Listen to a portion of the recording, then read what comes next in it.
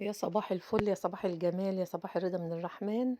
ازيكم يا حبايبي؟ عاملين ايه؟ يا رب جميعا تكونوا بصحة وعافية. نقول مع بعض: اللهم صل وسلم وبارك على سيدنا وحبيبنا وشفيعنا ونبينا سيدنا محمد صلى الله عليه وسلم، عدد ما ذكره الذاكرين وغفل عن ذكره الغافلين.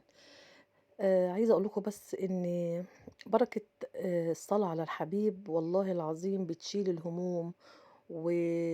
والأمنيات تتحقق. ليه؟ لأن ربنا عز وجل طبعا زي ما انتم عارفين حب ربنا لسيدنا محمد صلى الله عليه وسلم خاصة عن جميع الأنبياء والرسل.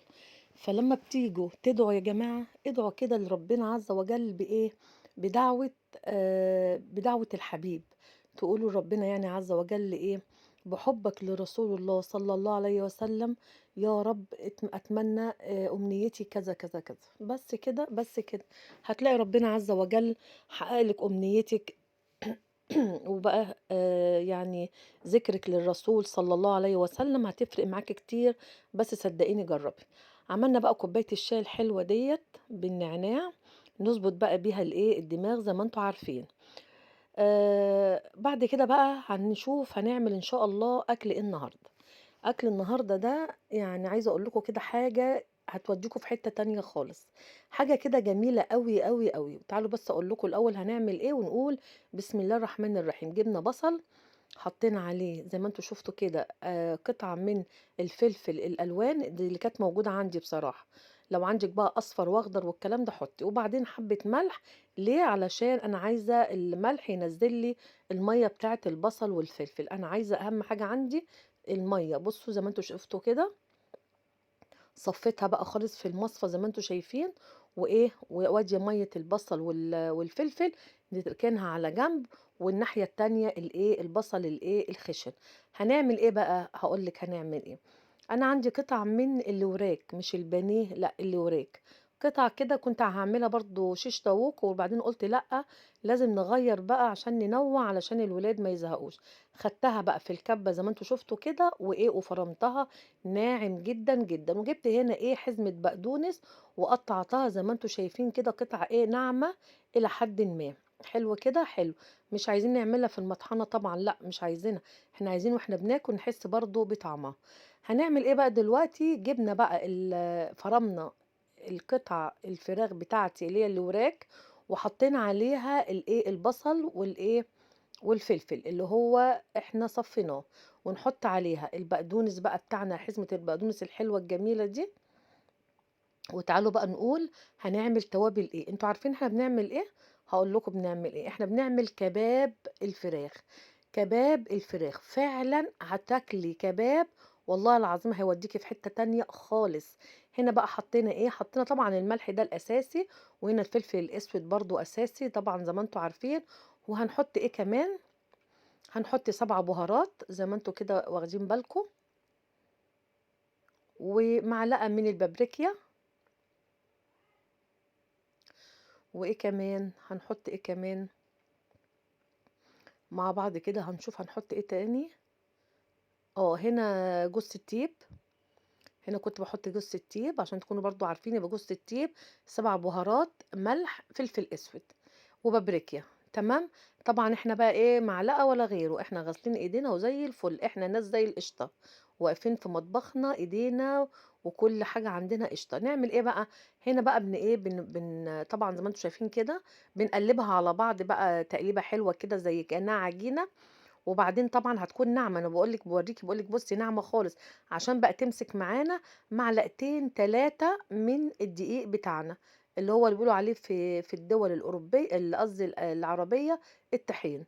لكن بالنسبة لنا إحنا الدقيق بتاعنا معلقتين 3 من الدقيق بتاعنا. واحطها في التلاجة، اقفلها بقى بالاسترتش واروح حاطاها في التلاجة ساعة ساعتين. هنا بقى عصيان الشيش طاووق بانقعها في شوية مَيّة كده قيمة ربع ساعة والّا حاجة عشان العصيان بتاعتي ما تتحرقش في الفرن. انت بتحطيها في المية اللي هي ناجلة علشان لما احطها في الفرن ما تتحرقش. مركزين مركزين. هنا بقى بشرة بقى ليمونة كده حلوة كده جميلة زيكم. حاجة كده قمر. يعني عايزة اقول لكم بشر الليمون ده هتيجي تاكلي كده. انا مش هقول لك، انا هقول لك جربي وابقي وبقولي لي الدنيا معاكي ايه. هتلاقي الدنيا معاكِ في حتة تانية خالص. جبنا بقى الليمونة وبشرناها، وبدأنا بقى إيه، بدأنا بقى نعمل الإيه، الكباب بتاعنا. جبنا بقى صينية اللي إحنا هنحط فيها. هنا بقى في غلطة أنا عملتها، بس اوعي تعمليها زيي. بصراحة غلطت غلطة جامدة قوي، وهقول لك عليها بس مش دلوقتي. ولما يجي المقطع التاني هقول لك انا غلطت هنا في ايه. جبنا الصينية، دهناها شوية من الزيت، وجبنا بقى العصام بتاعتنا بعد ما حطيناها في المية ومسكت نفسها. هعمل ايه، هصبع بقى الكفتة، او الكباب بقى، بلاش الكفتة لو سمحت، هنقول عليها الكباب. الكباب بتاعنا بقى عن ايه؟ بصوا، هنا كنت مبلة ايديا، لازم تبلي ايديكي، اوعي تنسي. لو ما بلتيش ايديكي هتلزق بقى في ايديكي والكلام اللي انت عارفاه ده. لكن لما تبلي ايديكي مش هت ايه، مش هتلزق معاكي. هنا بقى نبل ايدينا، وبعدين بقى نروح عاملين ايه، صوابع كده كفتة زي بتاعة الحاتي كده بالظبط، كباب. هتاكلي كباب. طب انا جيت اعملها يا نجلة وكانت سايبة مني خالص، مش قادرة تمسك نفسها. هقول لك حاجة احلى كمان. احنا حطينا معلقتين دقيق، حطي كمان معلقتين بقسماط. البقسماط هخليها تتماسك. فاكرين بقى مية البصل اللي نزلت مننا؟ هي دي. بعمل ايه بقى هنا انا بقى ايه، بديها كده فرشة عشان ايه، تصحصح كده، ومية البصل تنزل بقى عليها جميلة. حطيناها في الفرن على الرف، خلي بالك، على الرف. هنا بقى جبت بصلاية حلوة كده جميلة، عشان انا بحضر بقى ايه لما يطلع الكباب احطه على ايه. جبنا بقى بصلاية حلوة كده زيكم، قطعناها جوليان. وجبت بقى العيش اللي انتوا شايفينه دوت، والرغيف اللي هناك دوت انا كنت حطيته في الفرن ايه، ياخد بس سخونية الايه الفرن بتاعي. وحطينا على البصل شوية من الملح وشوية من الفلفل الاسود، وايه، وزي ما انتم شايفين كده عملناه بقى ايه، قلبناه على بعض كده. وجبنا بقى العيش بتاعنا الجميل دوت، وقلبناه على ايه، على وشه، والظهر اللي هو فوق الوش دوت. وجبنا بقى ايه، جبنا حزمة جرجير حلوة كده غسلناها، وحطيناها فوق وش الايه العيش بتاعنا. هنعمل بقى زي الراجل بالظبط بتاع الايه، بتاع الكبابجي، اللي هو بيعمل ايه، بيجيب بقى الجرجير بقدونس الكلام ده. بصوا بسم الله ما شاء الله. بصوا الصوابع. هنا بقى بقول لك الغلطه اللي انا غلطتها ايه، هي بقى الغلطه.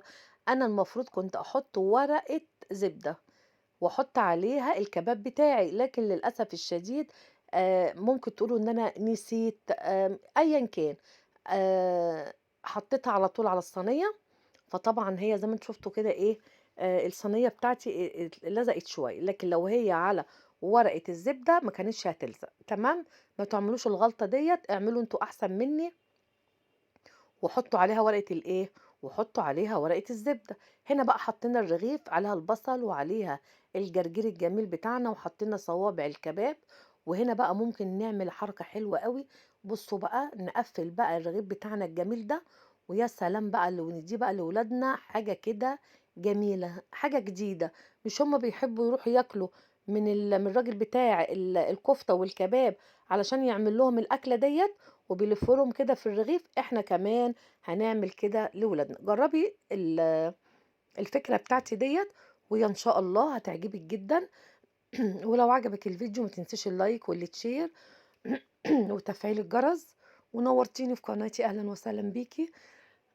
وختامًا نقول اللهم صل وسلم وبارك على سيدنا وحبيبنا وشفيعنا سيدنا محمد صلى الله عليه وسلم. ودي الصينية التانية، باحبكم في الله.